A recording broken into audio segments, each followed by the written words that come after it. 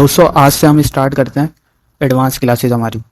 Investment करने से पहले कहीं पर भी आप जब भी इन्वेस्टमेंट कर रहे हो तो इन्वेस्टमेंट करने से पहले जाहिर सी बात है प्रोजेक्ट को एनालाइज करना पड़ता है कि हमारा पैसा डूबेगा, हमें पैसा अपना मिलेगा या जो है हमें रिटर्न मिलेगा ज्यादा। के लिए जो है आप जब भी इन्वेस्टमेंट कर रहे हो तो आप अपने आप से एक सवाल करोगे, मैं लॉन्ग टर्म इन्वेस्टमेंट कर रहा हूँ या शॉर्ट टर्म इन्वेस्टमेंट कर रहा हूँ। अगर तो आप शॉर्ट टर्म इन्वेस्टमेंट कर रहे हो तो स्टॉक मार्केट के अंदर शॉर्ट टर्म इन्वेस्टमेंट करने का जो मेथड है वो है टेक्निकल एनालिसिस। आपको टेक्निकल एनालिसिस सीखने पड़ेंगे। टेक्निकल एनालिसिस के अंदर आप चार्ट्स को एनालाइज कर रहे होगे, मार्केट ट्रेंड को एनालाइज कर रहे होगे, इन्वेस्टर जो वहाँ पे जो मौजूदा टाइम में short term analysis short term investment कर रहे हैं उनकी साइकोलॉजी क्या है, मार्केट की साइकोलॉजी क्या है, इसके ऊपर आप अपना सारा दिमाग लगा रहे हो। शॉर्ट टर्म इन्वेस्टमेंट जो बंदा करता है उसको हम बोलते हैं ट्रेडर। शॉर्ट टर्म इन्वेस्टमेंट एक दिन के लिए भी हो सकती है, एक हफ्ते के लिए भी हो सकती है, एक महीने के लिए भी, या एक दो महीने 3 महीने के लिए, इसको हम बोलते हैं शॉर्ट टर्म इन्वेस्टमेंट। अच्छा, दूसरा जो इन्वेस्टमेंट करने का वो होता है, अगर आप अपने आप से सवाल करो तो अगर आपकी इंटेंशन है लॉन्ग टर्म इन्वेस्टमेंट करने की तो आप जो है वो आप अपने आप को, जो बंदा लॉन्ग टर्म इन्वेस्टमेंट करता है उसको हम बोलते हैं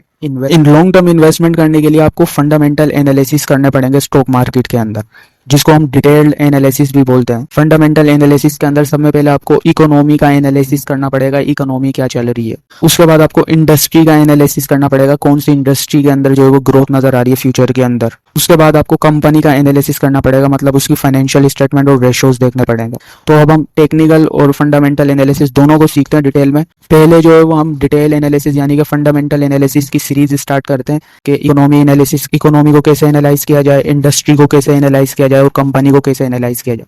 तो अब इसकी जो बाद वाली क्लास होगी उसके अंदर हम फंडामेंटल एनालिसिस की एक लंबी सीरीज बनाएंगे, लंबी क्लासेस चलती भी आएंगी। जैसे ये खत्म होगा उसके बाद हम टेक्निकल एनालिसिस की तरफ जाएंगे। तो पहले हम फंडामेंटल एनालिसिस की तरफ जाते हैं जो लॉन्ग टर्म इन्वेस्टर के लिए हेल्पफुल साबित होती है।